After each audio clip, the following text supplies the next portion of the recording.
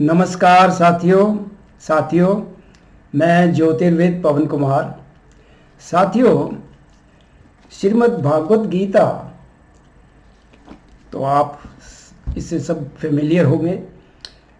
ये बहुत ही प्रसिद्ध और महत्वपूर्ण ग्रंथ है, स्क्रिप्चर है। लेकिन ये केवल हिंदुओं के लिए नहीं है। इसमें किसी धर्म विशेष का जिक्र नहीं है, किसी धर्म विशेष के लिए नहीं है। ये सबके लिए है। जो कोई भी अपनी आध्यात्मिक उन्नति चाहता है, मुक्ति चाहता है, निर्वाण चाहता है, आत्म साक्षात्कार चाहता है, उन सबके लिए है। ये बहुत प्रैक्टिकल है भाई। इसको लेकिन अपने जीवन में उतारने की जरूरत है। जब तक आपने इसको अपने जीवन में नहीं उतारा तो इससे उतना लाभ नहीं होगा। ठीक है, आप इसकी पूजा करते हैं, दीपक अगरबत्ती करते हैं और रख देते हैं, ठीक है, ये आपकी भावनाएं हैं, भक्ति भाव है, ठीक है। लेकिन ये ग्रंथ किस लिए रचा गया? आपको समझाने के लिए, जीवन की सच्चाइयों को, आप क्या हो, कौन हो, जीवन का क्या मकसद है, मृत्यु के बाद क्या है। जो सैकड़ों क्वेश्चन है, ऐसे प्रश्न है, उनका उत्तर है इसमें। तो इसको समझने की जरूरत है और ये कोडेड है। बहुत लोग कहते हैं भाई ये तो युद्ध क्षेत्र में, कुरुक्षेत्र में जो युद्ध हुआ महाभारत का, उसमें लॉर्ड कृष्णा ने अर्जुन को उपदेश दिया है, हमारे जीवन से इसका क्या ताल्लुक है? अरे नहीं, यही तो गलत है। हम अर्जुन है कौन और लॉर्ड कृष्णा कौन है? आइए मैं इस वीडियो में आपको कुछ संकेत देने वाला हूं जिनसे कि आपको इसके मायने ही बदल जाएंगे। भागवत गीता क्या है और आप अपने जीवन से इसको रिलेट कर पाओगे, जी पाओगे। ये ग्रंथ जीने के लिए है, खाली पूजने के लिए नहीं है। पूजना ठीक है, उचित है, क्योंकि बड़ा ये भाई सेक्रेड है स्क्रिप्चर, लेकिन समझना उससे ज़्यादा इम्पोर्टेंट है।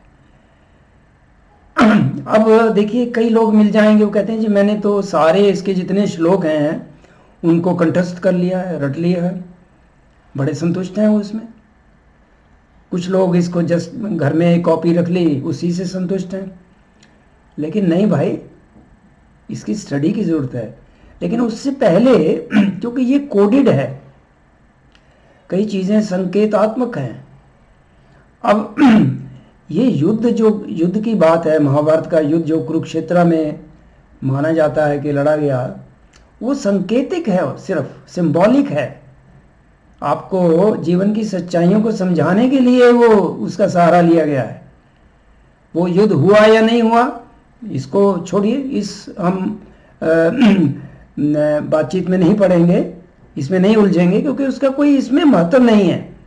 भागवत गीता का महत्व सिर्फ आपके जीवन से रिलेटेड है, हर किसी के जीवन से, आपकी मुक्ति के लिए, आपके उत्थान के लिए, आपके स्पिरिचुअल प्रोग्रेस के लिए, आध्यात्मिक उन्नति के लिए है इसका महत्व। अर्जुन कौन है भाई? हर कोई जिसके अंदर जिज्ञासा है जानने की, जीवन की सच्चाई को जानने की, कि आप कौन हो, जीवन का क्या महत्व है, आपका जीवन में क्या रोल है, क्यों आए हो, क्यों बार बार जन्म हो रहा है, भगवान क्या है, आप क्या हो, इन सब प्रश्नों के उत्तर हैं इसमें। ठीक है, तो ये एक प्रैक्टिकल ग्रंथ है भाई।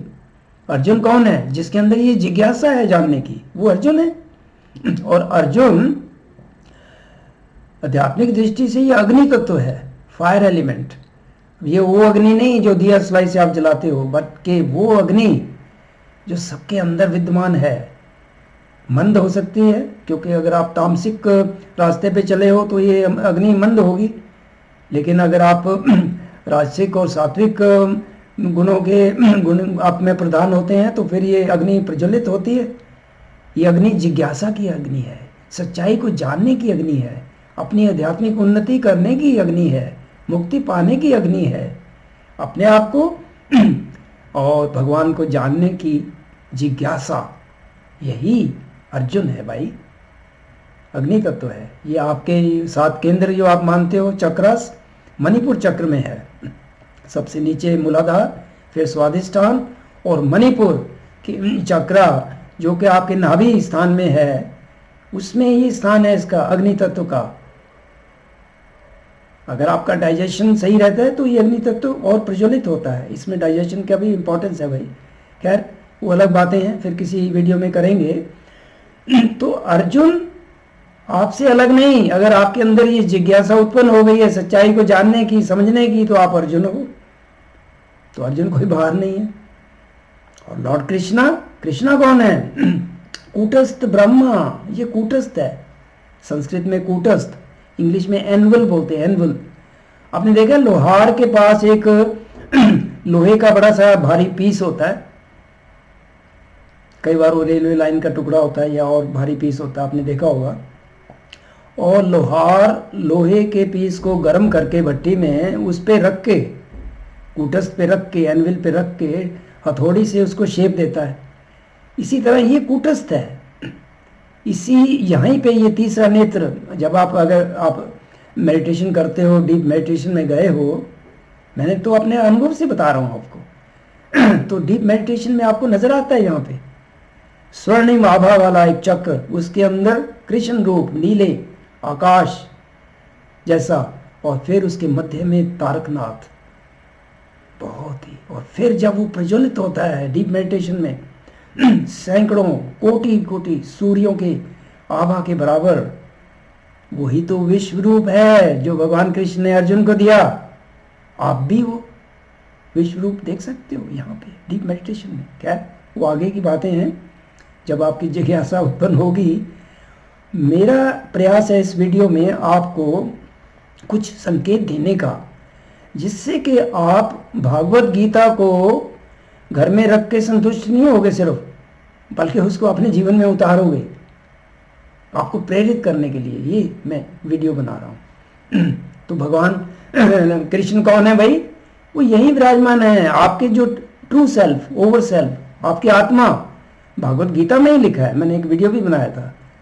लॉर्ड कृष्ण ने कहा है अहम आत्मा। आपका जो आत्मा है, ओवर सेल्फ है, ट्रू सेल्फ है, आपका जो सच्चा स्वरूप है, उसको रिप्रेजेंट करते हैं भगवान कृष्ण जो यहाँ अवतरित हुए। तो लॉर्ड कृष्णा कहीं दूर नहीं है, यहीं से मार्ग है, तीसरे नेत्र से। कूटस्थ ब्रह्मा, घट घट विराजे राम, ये घट है, घट घट विराजे राम, जो इन्होंने कबीर संत ने जिसके बारे में बात की है।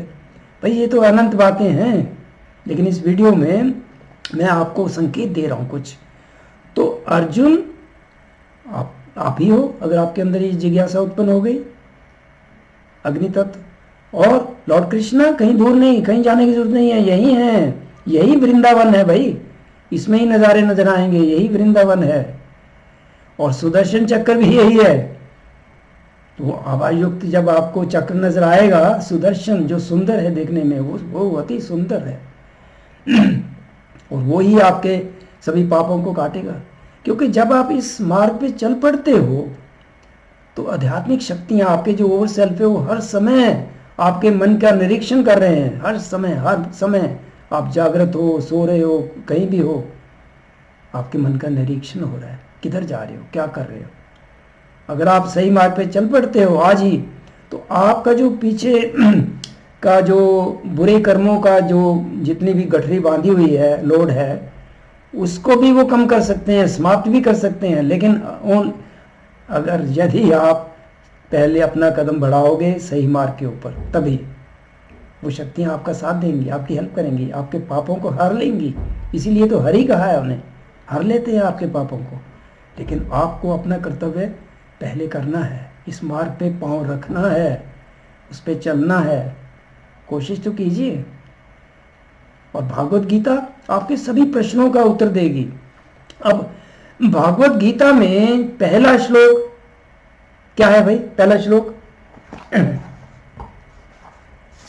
सबसे पहला श्लोक, धृतराष्ट्रवाच। धृतराष्ट्र जो के राजा थे, कौरव, अंधे थे, वो संजय से पूछ रहे हैं। आप धृतराष्ट्र कौन है, संजय कौन है, मैं बताता हूं। तो ये श्लोक है धर्म क्षेत्रे कुरुक्षेत्रे समवेता, अर्थात धृतराष्ट्र जो कि अंधे हैं वो संजय से पूछ रहे हैं।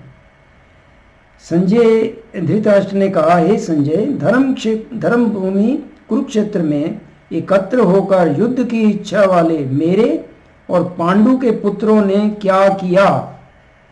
अंधे राजा धृतराष्ट्र, जो कि और कोई नहीं आपका मन है भाई, जो अंधा है। आप कहोगे मन अंधा कहाँ है? अरे भाई, मन ही तो है जो आपको गलत रास्ते पे ले जाता है कि नहीं? कई तरह के प्रलोभन हैं, लालच में आकर आप गलत मार्ग पकड़ लेते हो। मन ही तो ले जाता है, तो अंधा है या नहीं है? अंधा व्यक्ति ही तो गलत रास्ते पे जाता है। तो अंधे धृतराष्ट्र कोई नहीं, आपका मन है भाई, संकेतिक है। देखिए, महाभारत के सभी पात्र आपके जीवन से रिलेटेड हैं। मैं इस वीडियो में तो नहीं, और वीडियो बनाऊंगा, बाकी पात्रों के बारे में भी आपको बताऊंगा, तभी आप समझ पाओगे, तभी आप भागवत गीता को अपने जीवन में उतार पाओगे, इसे जी पाओगे। तो पहला श्लोक कितना ही इंपॉर्टेंट है, पहले श्लोक को कोई ध्यान नहीं देता। तो ये जो मन है हमारा, अंधा है, वो पूछ रहा है किससे? संजय से। संजय कौन है? हमारे अंदर, सबके अंदर एक निष्पक्ष होकर के अपने मन का निरीक्षण करने की एक पावर है, शक्ति है, जो बुद्धि है, वो निरीक्षण कर सकती है मन का। मैं कई वीडियो में कहता हूँ ना कि बैठिए मेडिटेशन से, मेडिटेशन अलग चीज़ है, आत्मनिरीक्षण कीजिए, इंट्रोस्पेक्शन, उसका यही मतलब है कि कहीं शांत होकर के बैठिए और अपने मन के भीतर झांकिए, निरीक्षण कीजिए, क्या है मन में, क्या आपको उलझा रहा है, क्या आप सही मार्ग पे हो या नहीं हो। ये निरीक्षण करोगे तभी पता चलेगा ना। तो संजय वो है, निष्पक्ष इंट्रोस्पेक्शन की जो पावर है आपके अंदर। तो ये मन धृतराष्ट्र अंधा है, वो पूछ रहा है अपनी इस शक्ति से, संजय से, कि भाई मेरे पुत्रों में, कौरवों में और पांडवों के में जो युद्ध के लिए वो एकत्र हुए हैं कुरुक्षेत्र में, आज क्या किया उन्होंने, कौन सा पक्ष जीत रहा है? क्या मेरे पुत्र जीत रहे हैं, कौरव या पांडव? इसलिए ये पहला श्लोक ही भाई आपका कल्याण कर सकता है, आपको सही मार्ग पे ला सकता है। रात को सोने से पहले कहीं बैठ जाइए सुख आसन में, जहाँ कोई डिस्टर्ब ना करे। 10 मिनट लगाइए, 15 मिनट लगाइए, शांत मन से, और अपने मन का निरीक्षण कीजिए। पूछिए अपने बुद्धि रूप जो ये निरीक्षण करने की, जो निष्पक्ष होकर के निरीक्षण करने की जो आपके अंदर शक्ति है, उससे देखिए कि आज के दिन जिस भी कार्य क्षेत्र में आप हो, आप नौकरी पेशा हो, बिजनेस कर रहे हो, या आप स्टूडेंट हो, हाउसवाइफ हो, जो भी हो, जो कुछ भी हो, रिटायर्ड पर्सन हो, जो भी हो, आज के दिन जो कि आपकी अच्छी आदतों और बुरी आदतों के बीच में जो युद्ध है, आप कहीं पे कार्यरत हो, आपको कई प्रलोभन दिए गए, लेकिन आपने गलत रास्ता चुना, कौरवों का साथ दिया, या गलत रास्ता नहीं चुना, सही रास्ते पे रहे, चाहे उससे आपको मटेरियल दृष्टि से, धन से या और किसी चीज़ से आपको नुकसान हुआ, लेकिन आपने सही मार्ग नहीं छोड़ा, यानी कि आपने पांडवों का साथ दिया।